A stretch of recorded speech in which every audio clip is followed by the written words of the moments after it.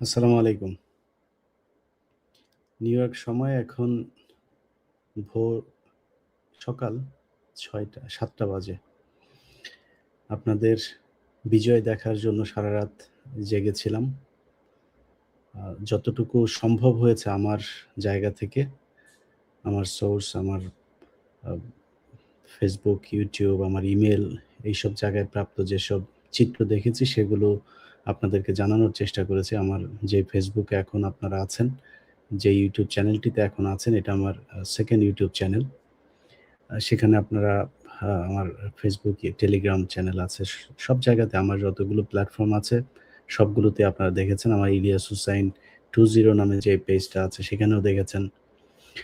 তো যে বিষয়টা আমি দেখেছি যে এখানে ধরেন আ আ প্রায় আ অর্ধ শতাধিক আ আসনে বিভিন্ন ধরনের অনিয়ম হয়েছে। তবে যেটা সত্য কথা সেটা হচ্ছে যে খুব এরকম একটা নির্বাচনে যে বিশাল আকারের আ সহিংসতা হয়েছে সেটা হয় নাই। সেটার একটা বড় কারণ হচ্ছে কিছু জায়গাতে জামায়াতে ইসলামীর লোকজন, এনসিপির লোকজন যারা প্রতিদ্বন্দ্বিতা করছেন, তাদের যেই প্রতিদ্বন্দ্বী তাদের কিছু সন্ত্রাসীদের এলাকাগুলোতে যেমন আ গিয়াসউদ্দিন আল মামুনের ভাই হাফিজ ইব্রাহিম ভোলাতে সে ব্যাপক তাণ্ডব চালিয়েছে এবং সেখানে অনেক মানুষজন ভোট দিতে গিয়েছে, তাদেরকে ভোট দিতে যেতে দেওয়া হয়নি। চুয়াডাঙ্গাতে ১২টা ১টার পরে কোনো মানুষকে ভোট দিতেই যেতে দেওয়া হয়নি। তারা সবাইকেই মনে করেছে এরা হচ্ছে ধানের শীষের বিরুদ্ধে পার্টি। আমার যে Facebook পেজ আছে সেখানে আপনারা দেখেছেন যে ধানের শীষের যে প্রার্থী ধর্ষক আ শরীফুজ্জামান শরীফ, তার ভাই, সাবেক ছাত্রলীগ নেতা এবং গোল্ড স্মাগলার শহীদুজ্জামান টরিক। এই টরিক হচ্ছে গিয়ে একটা ভিডিওতে আমার Facebook পেজেও আছে সেটা। সে সরাসরি একজনকে বলছে যে, "তোরা যে দাঁড়িপাল্লায় ভোট দিবি আমরা জানি। তো ভোট দেওয়ার দরকার নেই। চলে যা।" তো এবং তোরা ভোট দিলেও লাভ হবে না। রেজাল্ট আমরাই আসবে। তোর যদি বিশ্বাস না হয় তাহলে তুই শহরে কেউ থাকলে তার ফোন দিয়ে জিজ্ঞেস কর। এইভাবে কথাবার্তা বলছে। তো এই ধরনের কিছু সন্ত্রাস কবলিত আমাদের একসময় আপনারা জানেন যে চুয়াডাঙ্গা, কুষ্টিয়া, পাবনা এইসব এলাকাগুলো আ চরমপন্থী অধ্যুষিত এলাকা এবং যেই বিএনপির যে প্রার্থী শরীফ সে নিজেও একটা দলের এই সর্বহারা পার্টির সে একজন সদস্য ছিল। অনেক খুনের সাথে জড়িত সে। তো সেই চরমপন্থী দলগুলো এখন ওইখানে না থাকলেও তাদের সে আচার-আচরণ এখনো সে আগের মতোই আছে। তারপরেও মানুষ ভোট দিতে গিয়েছে, যেখানেই ভোট দিতে গিয়েছে, ভোট দেওয়ার সুযোগ পেয়েছে। তারা এইটা বুঝেছে যে এই দেশের মানুষ অ্যা ধানের শীষে ভোট দিবে না। যে কারণে তারা প্রতিটা মানুষকেই নিজেদের প্রতিদ্বন্দ্বী মনে করেছে। একজন মানুষ, একজন মা আমাদের বাংলাদেশ, এই দেশের অধিকাংশ নারীরা তাদের সম্ভ্রম রক্ষা করে চলে।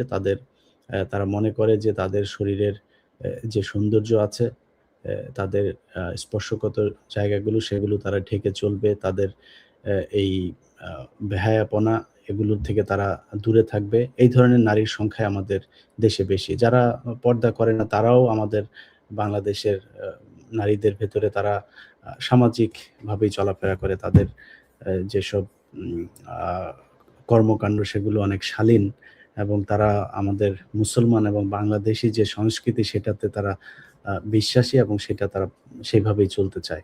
তো এই ধরনের নারীদের ভেতরে বিশেষ করে যারা হিজাব করেছে, যারা বুরকা পড়েছে তাদের ধানের শীষের বিএনপির অনেক মানুষ আছে। তারা তো আওয়ামী লীগের মতো ইসলাম বিদ্বেষী না, তাই না? তো ধানের শীষের অনেক মানুষও আছে যারা কিনা পুরো আ বুরকা পরে তারপরে কেন্দ্রে যায়।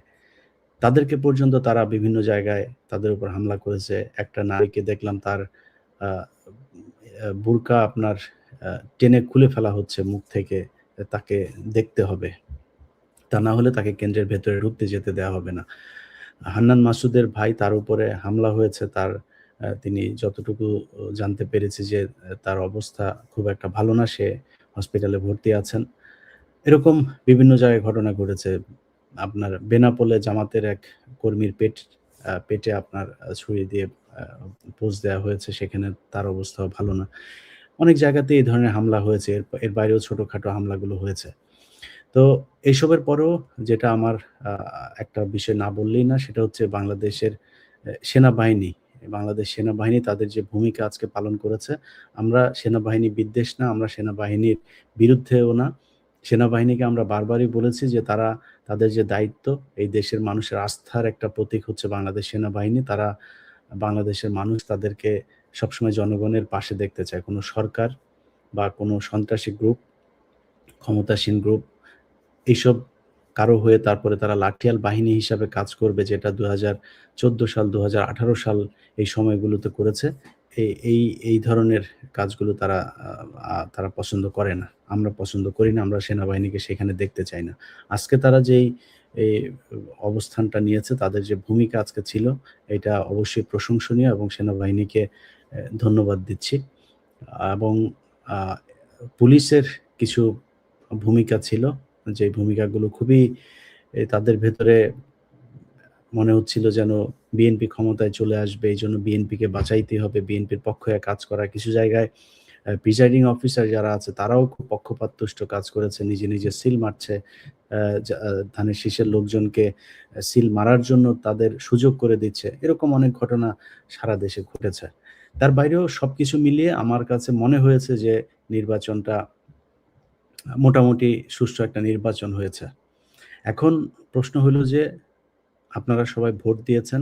আপনারা এই বাংলাদেশ আজকে যে নির্বাচন হয়েছে, এই নির্বাচনে যে পাস করুক, জামাত ইসলাম পাস করুক আর ধানের শীষ পাস করুক, যে পাস করুক, মনে করেন একদল তো বিরোধী দলে যাবে। তাদের বিরোধী দলেও যেই দলটা যাবে, তারা কি অন্তত ৫ তারিখের আগের চাইতে ভালো অবস্থানে থাকবে না? তার চাইতে শান্তিতে থাকবে না? আজকে এই ২০২৬ সালে একটা নির্বাচন হবে। এটা কি তারা ২০২৪ সালের ৭ই জানুয়ারি নির্বাচনের পরে কখনোই চিন্তা করেছিল? কিন্তু আজকে সেই নির্বাচনটা হয়েছে। এই যে এই জায়গাতে অন্তত আছে ২ টা রাজনৈতিক দল, দেশের মানুষ কথা বলতে পারছে, ভোট কেন্দ্রে মোবাইলে ভিডিও করতে পেরেছে। তারা কোথায় হামলা হচ্ছে সেই ভিডিওগুলো আমরা প্রচার করতে পারছি। এটাও আমাদের জন্য বিশাল একটা ব্যাপার। তো সেটা তো হয়েছেই। যে কারণে আমি মনে করি যে, যে নির্বাচনটা হলো, এই নির্বাচনে যেইটাই হোক ফলাফল, ২ দলেরই মেনে নেওয়া উচিত। এবং এই মুহূর্তে আমার এই লাইভটা করার সবচাইতে বড় যে কারণ, সেটা হচ্ছে বিভিন্ন জায়গাতে আমরা যে খবরটা শুনছি যে তাদের লোকজন এক হচ্ছে, এক হয়ে তারা কেন্দ্রগুলোতে নানান ধরনের নাশকতা করবার চেষ্টা করবে। আমি মুন্সিগঞ্জের একটা ফুটেজ দেখলাম। সেখানেও সেনাবাহিনী বিরাট সাহসের ভূমিকা পালন করেছে। তারা সেখানে দেখিয়েছে যে আ আ কিভাবে সন্ত্রাসীদেরকে শায়েস্তা করতে হয়। ধানের শীষের লোকজন তারা একটা কেন্দ্র থেকে আ তাদের ব্যালট বাক্স ছিনতাই করতে চেয়েছিল।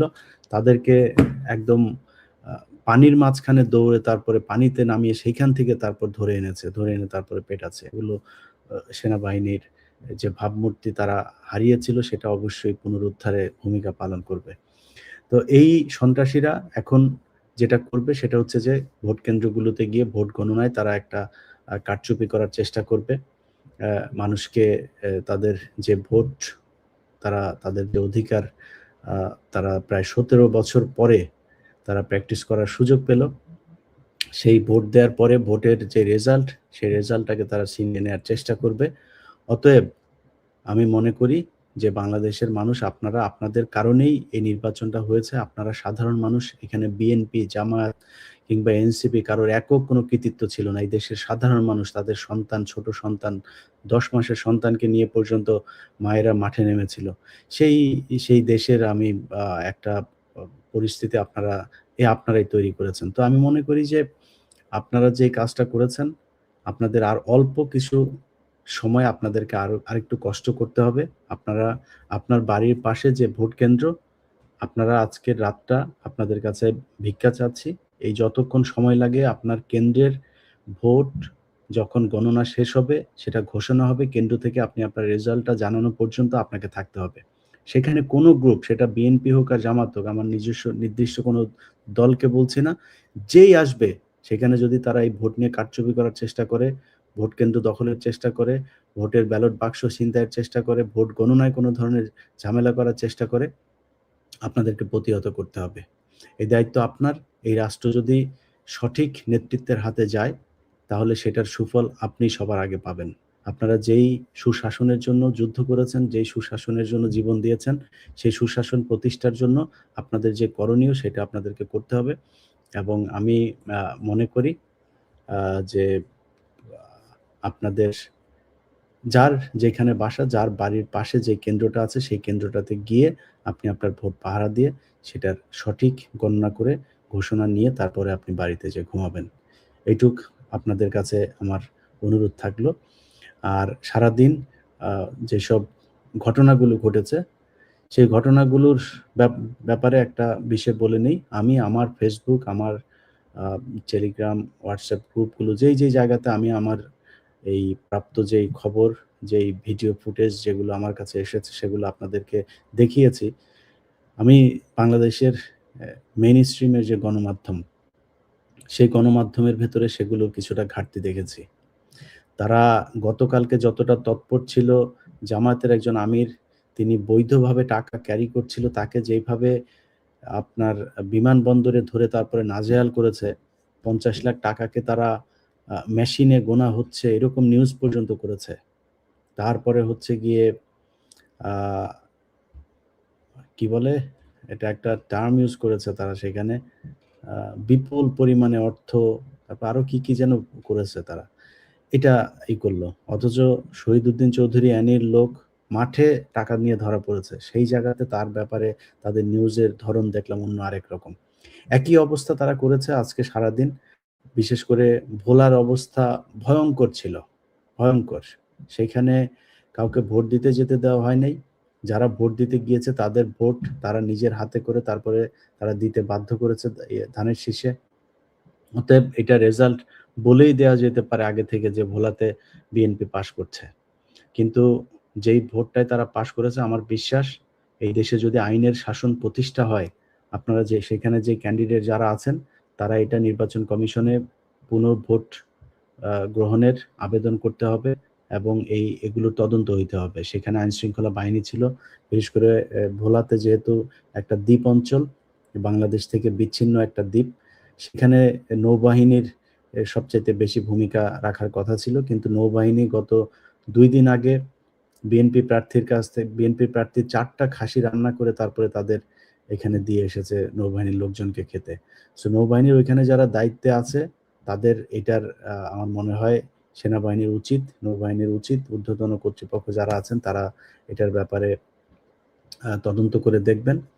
তো এই জিনিসগুলো, এই যে নিউজগুলো যে আমাদের আ গণমাধ্যম, পত্রিকা, টেলিভিশন, সাংবাদিক যারা আছে তাদের তুলে ধরার যে পরিমাণে তুলে ধরার কথা, আমি আমার চোখে যতটুকু আজকে সোশ্যাল মিডিয়াতে আমি এখন আ ৭:১২ বাজে আমার এখানে সকাল।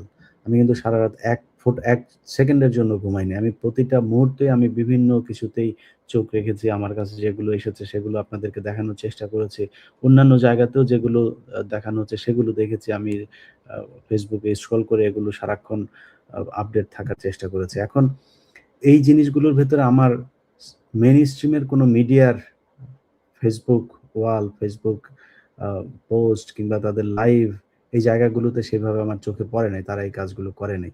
এটা এটা সাংবাদিক হিসাবে আপনারা আজকে সেনাবাহিনীর যে প্রশংসাটা করলাম, আপনারা সেই প্রশংসার দাবিদার হইতে পারতেন। কিন্তু আপনাদের এটা কালো অধ্যায় হিসাবে থাকবে যে এই দেশের সাংবাদিকরা ভীতু, সাংবাদিকরা অসৎ, সাংবাদিকরা সবসময় পা চাটতে পছন্দ করে।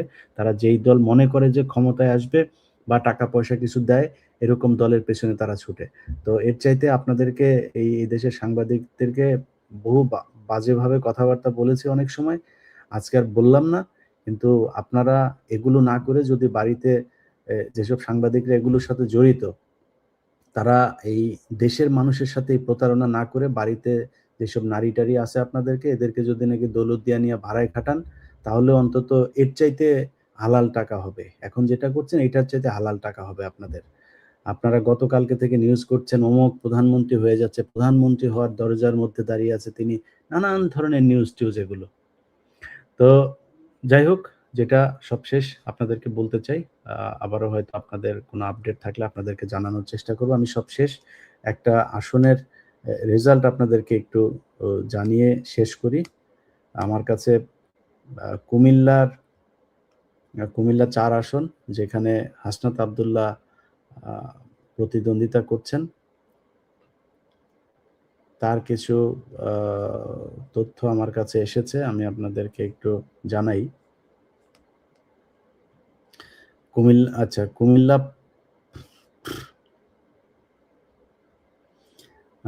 কুমিল্লা ৫ রামচন্দ্রপুর প্রাইমারি স্কুল কেন্দ্র, সেখানে দাঁড়িপাল্লায় এগিয়ে আছে। আমি ভোটের সংখ্যাটা এখনো পাইনি। কুমিল্লা ৪, যেটা হাসনাত আব্দুল্লাহর আসন, গুনাইঘর উত্তর বনকোট শাপলাকলি পেয়েছে হাসনাত আব্দুল্লাহ শাপলাকলি ১৩৫৩। ট্রাক মার্কা পেয়েছে হচ্ছে ৭৮৩। আপনারা জানেন যে হাসনাত আব্দুল্লাহর যে আসনটা আছে, সেই আসনে বিএনপির যে প্রার্থী দুর্নীতিবাজ, ব্যাংকের টাকা লুটপাটকারী মঞ্জু, তার আদালতের রায়ে তার প্রার্থিতা বাতিল হয়েছে। বাতিল হওয়ার পরে সেখানে বিএনপি গণ অধিকার পরিষদের যে ট্রাক মার্কা আছে, সেই ট্রাকে চড়ে তারপরে তারা চেয়েছিল হাসনাতকে হারাবে। এটা নিয়ে গতকাল যেই বিএনপি প্রার্থী, তিনি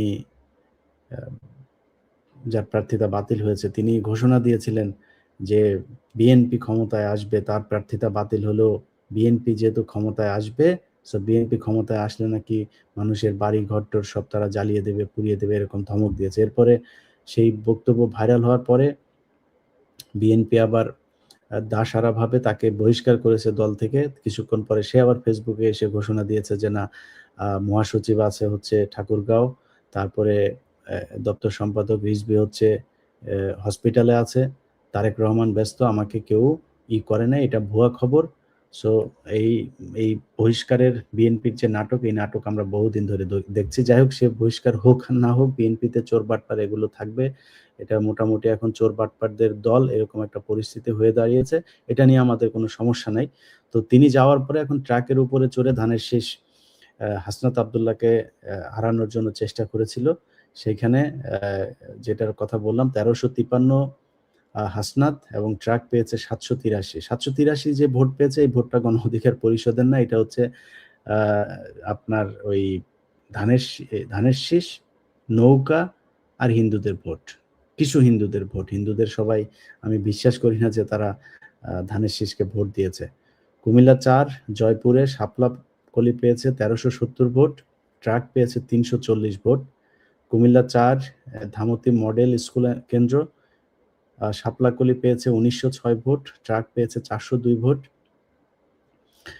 তারপরে কুমিল্লা ৪ ছোট শালঘর, শাপলাকলি পেয়েছে ১১৬৭, ট্রাক পেয়েছে ৫৬০ ভোট। কুমিল্লা ৪ ৬৫ নম্বর রাজা মেহার হাই স্কুল, শাপলাকলি পেয়েছে ১৪৭৫, ট্রাক পেয়েছে ৪৫১। ওয়াহেদপুর কেন্দ্র, শাপলাকলি পেয়েছে ১৯৭২, ট্রাক পেয়েছে ২৩৯। কুমিল্লা ৪ শাপলাকলি পেয়েছে ২৪১৭, ট্রাক পেয়েছে ২৯৩। সুবিল কেন্দ্র, হাসনাত পেয়েছে শাপলাকলি ১৬০০, নিকটতম প্রতিদ্বন্দ্বী, ট্রাক পেয়েছে ২০০। তো আমার কাছে কুমিল্লার ওইখানকার আরো কিছু আসে, তো আমার মনে হয় আপনাদেরকে আরো জানাইতে পারবো আরো কিছু। আচ্ছা, একটা সেকেন্ড, আরেকটা কেন্দ্রের বোধহয়। আচ্ছা, আমাদের একটু আপনাদেরকে শোনাই। হ্যাঁ, একজন ফোন করেছে, সে একটা তথ্য দেওয়ার জন্য। হ্যালো, ওয়ালাইকুম আসসালাম ভাই, কি অবস্থা? ভাই মাসুদ ভাই তো ভূমিধস বিজয়ের পথে। ওই যে অপর প্রার্থী মনে হয় যে 20% ভোট পাইছে, সে যেটা পাইছে তার থেকে। আচ্ছা, একটা কিন্তু দেখলাম যে 1100 ভোট পাইছে সে, আর অপরজন পাইছে 150। এরকমই হচ্ছে প্রত্যেকটা কেন্দ্রে। কয়েকটা কেন্দ্রের ফলাফল বলতে পারবেন? হ্যাঁ, দুইটা কিন্তু পাইছি, একেবারে শিওর সহ। সেটা হচ্ছে কালাইয়া মাধ্যমিক বিদ্যালয়, এটা হচ্ছে ভোট করছে 1760, মাসুদ ভাই পাইছে 1105, শহীদুল আলম তালুকদার 285। এরপরে হচ্ছে আরেকটা কেন্দ্র হচ্ছে রামনগর তাঁতেরকাঠি সরকারি প্রাথমিক বিদ্যালয়, মোট ভোট পড়ছে 1196, মাসুদ ভাই 667, শহীদুল আলম তালুকদার 339। এই 2টা পাইছি, আরো অনেকগুলোই পাবো এখন হাতে। আমি ওই যে টেক্সটটাও পাঠাই দিচ্ছি ভাই। ওকে, ঠিক আছে। আমার তাহলে আপনি টেক্সটটা দিয়ে দেন, আমি তাহলে এটা আমরা আস্তে আস্তে আপডেট জানাইতে থাকবো আর কি। ঠিক আছে, ঠিক আছে, ওকে ভাই, ঠিক আছে, ঠিক আছে। আসসালামু আলাইকুম। যাই হোক, আপনারা ডক্টর শফিকুল ইসলাম মাসুদ এই গেল 15 বছর 17 বছরে চরম নির্যাতনের শিকার। এই শেখ হাসিনা সরকারের যেই নিষ্পেষণ, সেই নিষ্পেষণে শফিকুল ইসলাম মাসুদ তার গর্ভবতী যে স্ত্রী, তাকেও নির্যাতন করা হয়েছে এবং তার একটা সন্তান গর্ভপাত হয়েছে। তো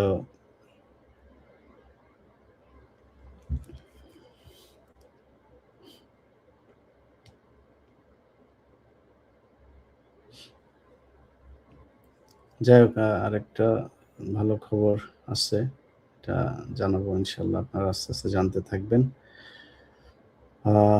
আপনাদের আপনাদের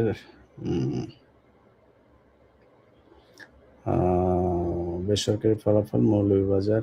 আচ্ছা, আপনাদের আরো কয়েকটা রেজাল্ট আপনাদের জানাই, হ্যাঁ? আচ্ছা, আমার লাইভ যারা দেখছেন, আমার লাইভ যারা হয়তো যেখানেই থাকেন, আপনাদের কাছে অনুরোধ থাকবে ফোনটা হাতে নিয়ে আপনারা আপনার বাসার পাশে, বাড়ির পাশে যে কেন্দ্র আছে, সেই কেন্দ্রে আপনাদেরকে চলে যেতে হবে ভাই। আপনাদের কাছে অনুরোধ, মা, বোন, ভাই যারা আছেন সবাইকে ভোট কেন্দ্রে চলে যেতে হবে।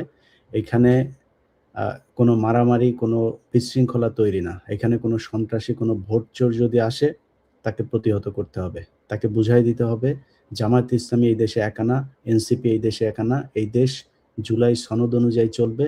এই দেশ কোনো নতুন কোনো নব্য কোনো ফ্যাসিজম এই দেশে চলতে পারবে না। অতএব আপনাদের সবাইকে আমার লাইভ দেখার চাইতেও ওই কেন্দ্রে যায়া ভোট পাহারা দিতে হবে। আর যদি কেন্দ্রে যেয়ে তারপরে আপনারা ভোট পাহারা দেওয়া অবস্থায় লাইভ কেউ দেখতে পারেন, দেখেন। আদারওয়াইজ আমার এখান থেকে বের হয়ে যান, দেখা জরুরি না। আপনার রেজাল্ট ইনশাল্লাহ আস্তে আস্তে সবাই পেয়ে যাবেন। আমি আরো কয়েকটা রেজাল্ট আমার হাতে এসছে, আমি আপনাদেরকে বলি। মৌলভীবাজার ১, বড়ধামাই সরকারি প্রাথমিক বিদ্যালয়, দাঁড়িপাল্লা পেয়েছে ৯৪৬ ভোট, ধানের শীষ পেয়েছে ৩৮৬ ভোট। পকুয়াতে পেয়েছে দাঁড়িপাল্লা ১০১১ ভোট, ধান পেয়েছে ৫০৫ ভোট। টালিয়াউড়া সরকারি প্রাথমিক বিদ্যালয়ে দাঁড়িপাল্লা পেয়েছে ৯৩০, ধান পেয়েছে ৫০০। হাতুলিয়া সরকারি প্রাথমিক বিদ্যালয় কেন্দ্রের ফলাফল, দাঁড়িপাল্লা পেয়েছে ৯২৪, ধানের শীষ পেয়েছে ৩১১। মুক্তাদির বালিকা উচ্চ বিদ্যালয় জুড়ি, দাঁড়িপাল্লা পেয়েছে এখানে ধানের শীষ পেয়েছে ১৩৯০, দাঁড়িপাল্লা পেয়েছে ১৩০৭, অর্থাৎ প্রায় ৮৩ ভোটে এগিয়ে আছে ধানের শীষ এখানে। দৌলতপুরে দাঁড়িপাল্লা পেয়েছে ১১৩৭, ধানের শীষ পেয়েছে ৫৫৩।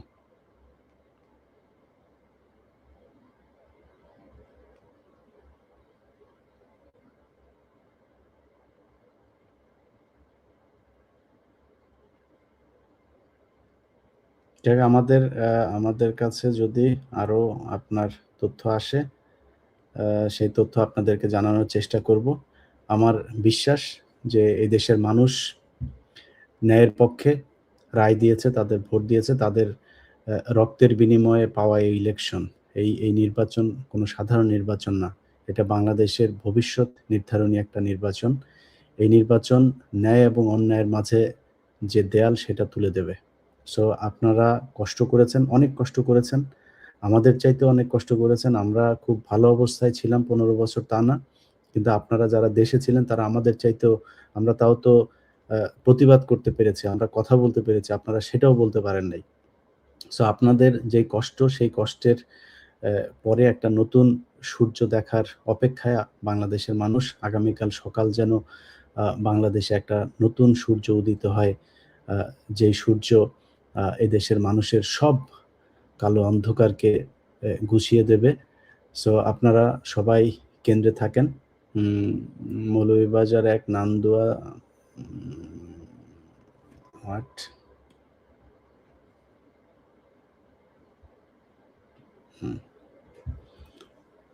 দেখ এখন